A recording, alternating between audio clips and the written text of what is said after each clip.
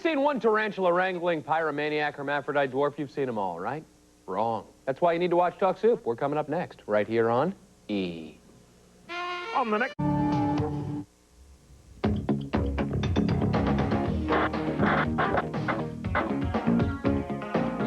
I had my nose shoved up somebody's backside. Yes, I do need a life. This is not a tight end.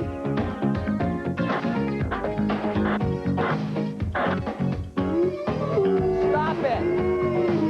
Are you out of your mind? I had no idea that she was just an intern. Knock it off, for crying out loud. No respect here. Welcome back to Talk Soup, everybody. This is the show that aims for the lowest common denominator and usually hits the mark. I'm a very excited Roger Lodge in for John Henson. How excited are you? Tom, I'm so excited. I got less sleep last night than President Clinton.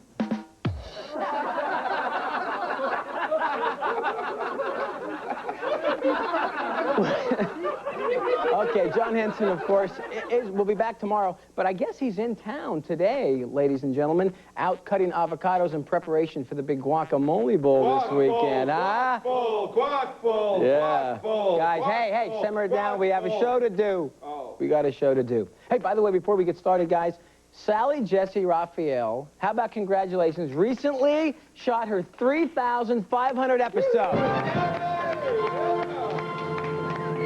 Very impressive indeed. Sally, I realize I'm just a lowly fill-in, but on behalf of our fearless leader, John Henson, and the entire Talk Soup gang, congratulations. That's a lot of makeovers, huh? And a lot of tearful reunions. Tom McNamara there, taking a break from his sandwich to offer that for us. That's a lot of food for you there, Tom. You can eat all that, or the three tenors joining you for a little snack? Hey, this is my lunch. Okay, go ahead. Coming up, folks, on the big show, chicks learn about football.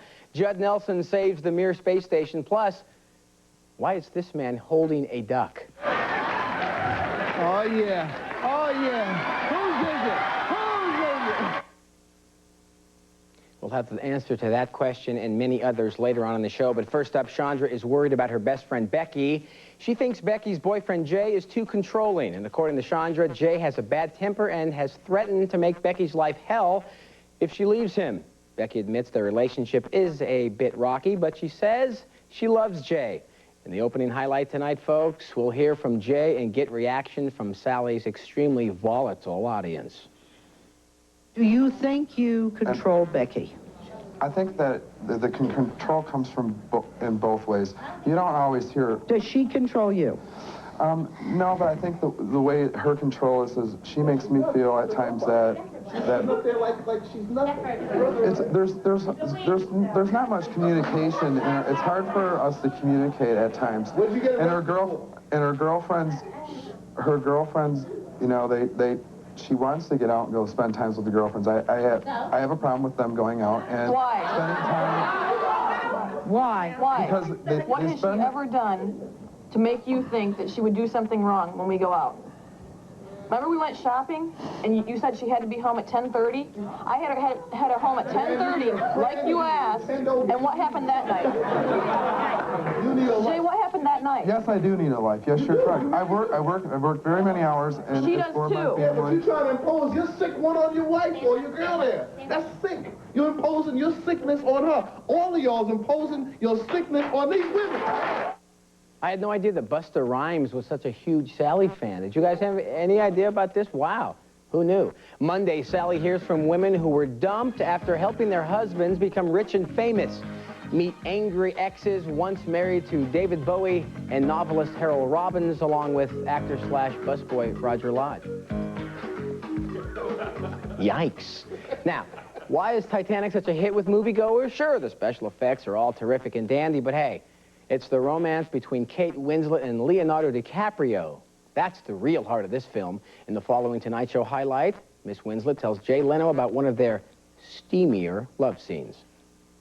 Now, the love scene was pretty right. Was that fun to do? Do you like to? Is it fun doing love scenes with Leo? I know. I sit back, and I look at that love scene, and I think, you know, we look so sweet and serene and calm and in love, and it really was a very different story. We were cramped into the back of that car. And the seats were very, very fluffy. Right. And we had all this glycerin to make us look all sweaty and, you know. Oh, did they put that all over you? Yeah, all over us. And it was really horrible. And the fluff kept sticking to our skin.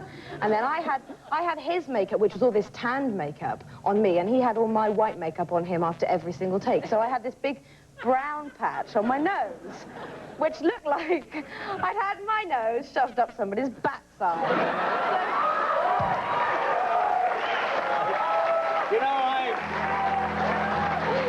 I must say it is, you've changed the whole film for me now. Have you been there? Yeah. Do you know what I'm saying? Actually, that's how I got this job, but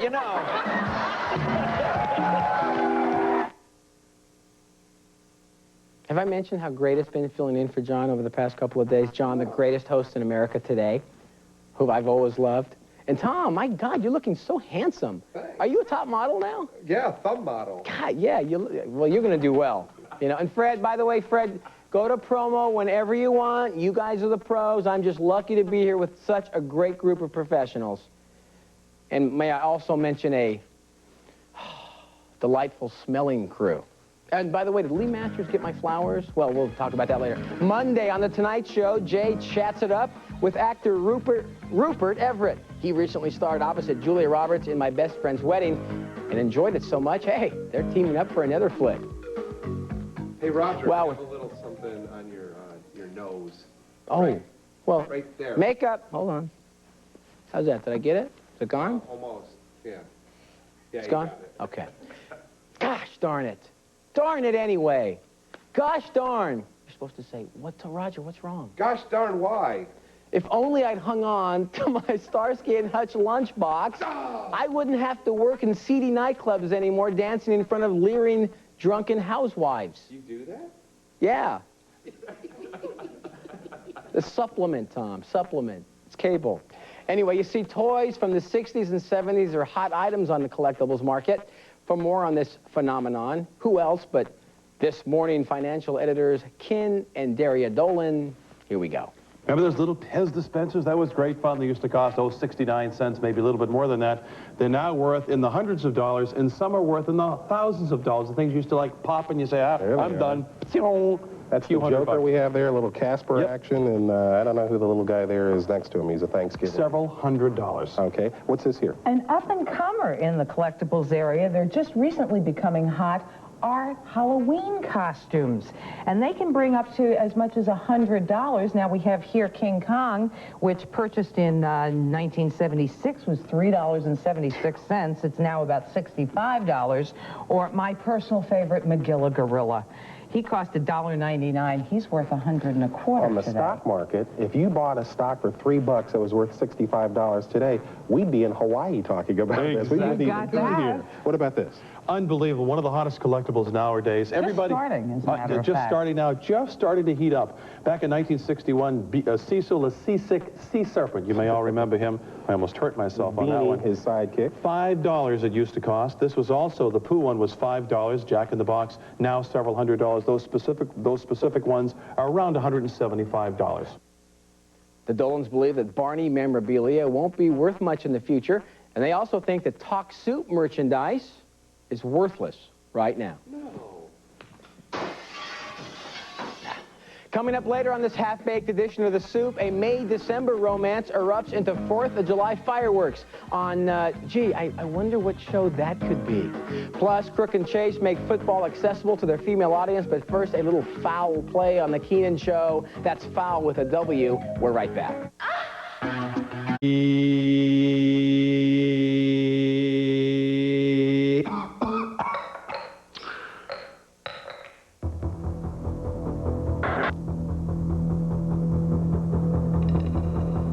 Yeah, but see, all of a sudden, and there's the cup, and then when I throw it back, wait a minute, now watch. Watch the Talk Soup cam. It caught it. I know it caught it. Right there. There it is. Freeze it. Right there. Who is that? Finally, I'm just excited because there's someone with a higher hairline than me, but who is that? The Loch Ness Monster here? You know, that's, look at that. And here I am innocently going on with the show, but, you know, I got some nut behind me. Who do you think that was? Some crazy soup bite, I bet, trying to get a worthless piece of ceramic. Unbelievable. Let's get to the bottom of that right away. 1995. Thank you, Tom. When Tom Jones performs in Vegas, women throw their panties on stage. When Keenan delivers his opening monologue, his drugged-out audience tosses livestock at him. I guess Keenan brings out the animal in all of us. I mean, how else do you explain this bizarre interlude with a certain dirty duck?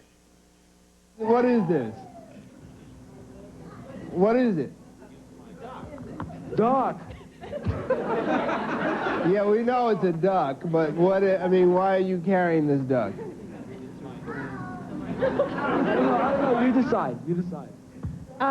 He made it, and he borrowed it from somebody, and he's crazy. He looks really high right about now.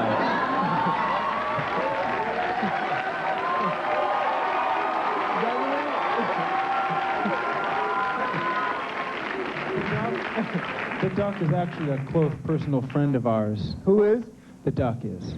Is it? Yeah, I can kind of see that. He's close to us. I mean, we have to violate him a bit. But oh, that's what the stick is for. Yeah, he nods. And... Oh yeah. Oh yeah. Who's it? Evidently, the duck is now suing Keenan because it went blind after that segment. Tuesday, Keenan is reunited with his old in-living color crony, David Alan Grier. He was last seen, of course, in the Broadway musical A Funny Thing Happened on the Way to the Forum. Is that where the Lakers play over there in Inglewood? Evidently, Tom, your SATs were a little low. Sorry. Ladies, if you're clueless about sports, then you might want to pull your chair a little closer to the TV set. A little closer. Perfect. Now, in this Crook and Chase clip, ESPN correspondent Andrea Kramer is going to explain football in terms that any woman can understand. What, she's going to fake it? I don't get it. I'm shocked, Tom. That way, you and your boyfriend can both scream at the TV set this Super Bowl Sunday. Enjoy. Football. The essential component for playing the game. See, and women can hold it too. See? Right. Where are we? Women can hold it too, barely get our hands around it. But basically, the object is to take this ball and score more points with this than the other team. You have 60 minutes to do it. And the offense, 11 men on each side. The offense takes the ball, puts it in the end zone. The defense, it's their job to stop the offense from doing it or to take it away. Huh? Yeah. Confused yet? As we say, let's go to the videotape. Okay. All right. Number one person you have to know is the quarterback. Here it's Jim Kelly for the Buffalo Bills. Whose butt's that on the right there? You don't care about that. Don't be... That's the woman's view, Professor. Stop that. Nice, behind. No. And I do want you to know, this is not a tight end.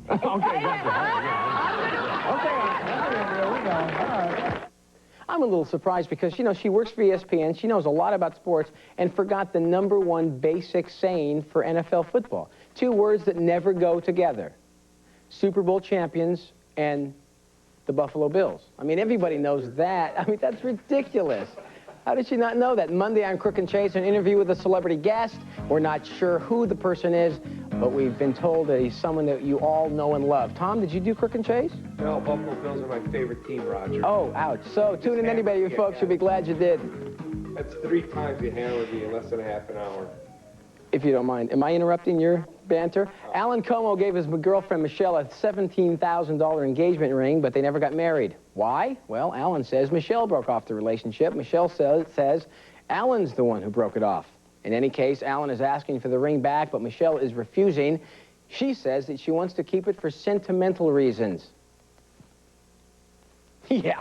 Now Alan is suing her to try to recover the ring. For more on the controversy, we turn to who else but Lisa. What do you think about Alan and Michelle's case? Isn't this just a power struggle? I mean, it just sounds like one person another. Is it, Alan? I wish it was a power struggle. No. All right, you heard what Michelle said. Absolutely. You were back there shaking your head like crazy. Right. What's up? What's up? Well, number 1, she didn't move or leave her job in Huntington Beach. She had problems with the owners and actually decided to quit. Nothing has nothing to do with me whatsoever. She didn't change her career, her lifestyle Absolutely in order not. to be with you. She had some disagreements about working part-time there. They wanted a full-time person. She quit. She is now hurting for money. Right, obviously. You're not. She's got a ring that's probably the most valuable thing that she owns right now. or that's debatable whether she owns it or not. Right. In her possession right She now. has a lot of possessions. Well, it's not in her possession. I think we should know that she hawked the ring. One thing I think is so interesting is, like, I mean... Okay, well, that's my point, sir. That's my point. So she put the ring up to get some money. But Well, now wait, let's say she this. hawked the ring. Let's say if she gave you, let's say she gave you the ring back. Right. You say it's not about the money. Would you then give her the money that she needs as long as you had the ring Let me back tell you what kind of as person a I am. loan? Absolutely. Let me tell you what kind of person You I am. would? If she gave me the ring back based on her word, I would have completely helped her do whatever she wanted. She chose to be independent. There you go, highlight of Lisa there. Michelle claimed, like I said, that she was holding on to the $17,000 engagement ring for sentimental reasons. Yeah, I could get pretty emotionally attached to 17G myself. Monday, Lisa will be discussing the latest advancements in cloning technology. Her show will also focus on the moral aspects of cloning. Still to come on this edition of Talk Soup, a 17-year-old boy falls in love with a 31-year-old woman. Watch them butt heads with the boy's mother on the Springer Show, but straight ahead, resourceful brat packer Judd Nelson keeps the Mir space station in orbit. That bit of NASA nuttiness is next. We'll see in a minute. Ah, the Golden Globes. They arrive in designer gowns. She notices. They spend hours on their hair and makeup. She applauds. But when they miss their fashion mark, she'll nail them. Please get some decent clothes. You can count on Joan and her fashion panel to line them up, knock them down, and put them back together again. We're going to bring you all the fashion, flash, and trash, plus our picks for best, worst, and most improved on E's Golden Globes Fashion Review. Saturday at 2 Eastern and Pacific, only on E! She's beautiful, isn't she? What do you think of her? She was the dream that awakened him. He was my first love. The beauty that inspired him. I want to paint your portrait. The desire that obsessed him. Ethan Hawke. She was my addiction. Gwyneth Paltrow. Walter asked me to marry him. With Anne Bancroft. I love Grier. And Robert De Niro. You deserve your success. Everything I've ever done has been for you! Great Expectations. Rated R. January 30th. Only in theaters. What does it take to keep my hair this beautiful? Lots of people. Come on, in the real world, it takes New Daily Defense. They're new shampoos and conditioners that really protect your hair. Daily Defense shields your hair from sun, blow dryers, even pollution.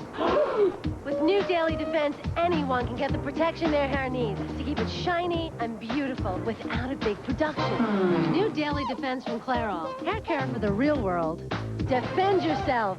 It's 9 hours of the most beautiful women in the world. Supermodel Sunday. This Sunday beginning at 2 p.m. Only on E! It's a great program. Barbara really shocked me on the show. Put your buttocks in your heels. I didn't think that she would let loose so much.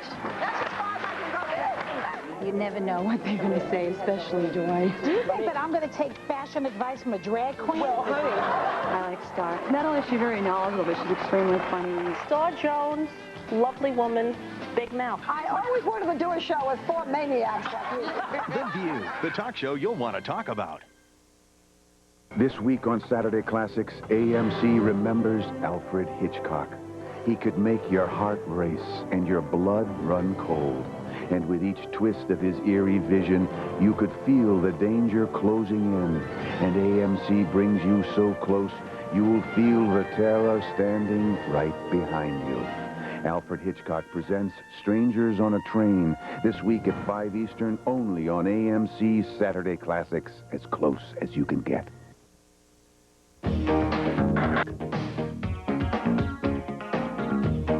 Hi, this is Mike from New York, and I think we may have a possible body double. Really? Temporary host Roger Lodge and former Talk Soup host Greg Kinnear. All right. Yeah, beautiful. And you know what the funny thing is, I just worked for James L. Brooks a couple of weeks ago. Really? Yeah, that bathroom ring was tough, but I got it out. Tidy ho.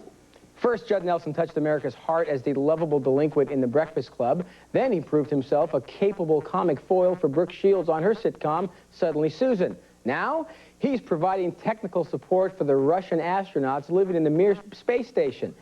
Is there nothing this Renaissance man can't do? Here's the former brat packer sharing his knowledge of flux capacitors and klystron tubes on Later. Is the density regulator set on vector 237? Let me see. No. It'll read 35 voltrons, Judd. Well, there's your problem. Yes. Go over to the flight transducer. Right. Set your solar panels in the zenith position. Okay. Retract the vertical holding pattern into a 39-degree trajectory, and that should do it. I'm sorry, Judd. I dropped my cocktail. Could you repeat that? Look, there's another shuttle launching on... Yes. Look here. I'll put the instructions on the Atlantis shuttle launching this Thursday, and they should dock with you at 1800 hours Saturday, okay? Roger. Judd, could I ask you a favor? What is it this time? Could you send up another case of Stoli?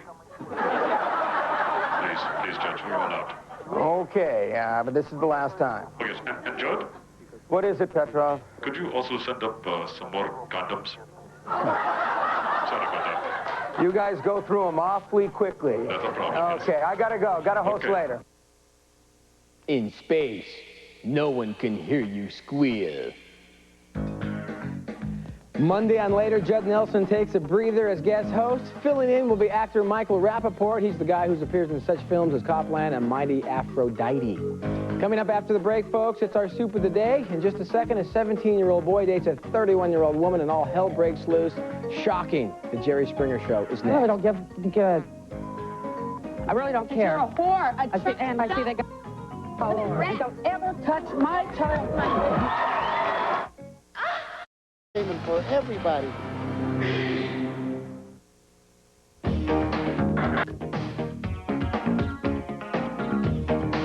All right, one more clip. And then for me, it's back to the Target snack bar. All right, this Jerry Springer clip gets a little confusing, so bear with me. In a moment, we're going to meet Carmen. She's peeved because her 31-year-old friend Sharon is involved with the ex-boyfriend of her 18-year-old daughter Becky. The guy in the center of all this controversy is 17-year-old Jesse. First up, Jesse explains why his relationship with Becky wasn't working for him. Then it's time for the inevitable, folks. After all, it is Springer. Every night, like, we'd be talking, and it'd turn out to a yelling match. She'd always be yelling, thinking she was gonna beat somebody up or something like that. We could never talk right. She ain't... Try. Huh? So tell me about... You didn't try. I tried, but, I mean, you just yelled. You need to grow up, man. Let's meet Becky's mom, Carmen.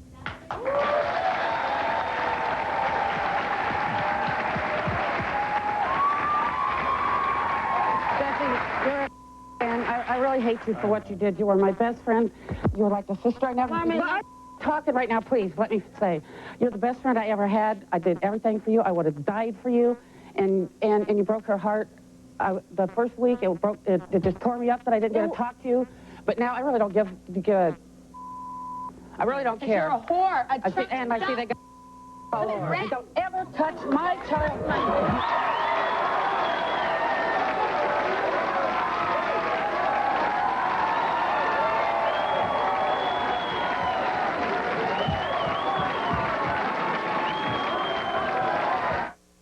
Why even bother having furniture on that set? It's pointless. Unbelievable. Monday on Jerry Springer, guests will try to persuade their former flames to dump their new lovers. They say they've changed their ways and they want a second chance to prove it. That's Monday on Jerry. Hey, tomorrow on Talk Soup Weekend, folks, Jerry Springer tackles a weighty problem. Because all my weight is in the front of me and in my belly, she's going to help me to roll over. So just to get started, there's a lot on her. Well, that pulls the plug on this edition of Talk Soup and my 3-day run here. It's been great being here. John Henson, thank you so much for letting me sit in your chair. Guys, for you, I have 8x10 pictures on my picture so you can remember me. Oh, great. Here, I gotta go. No, wait. It's a good picture. I'll put to Tom. But Perrin, Alan, Brad. Hey, would you like a picture, folks? Wait a minute. You might like it. It's a great picture. I'm not wearing any panties.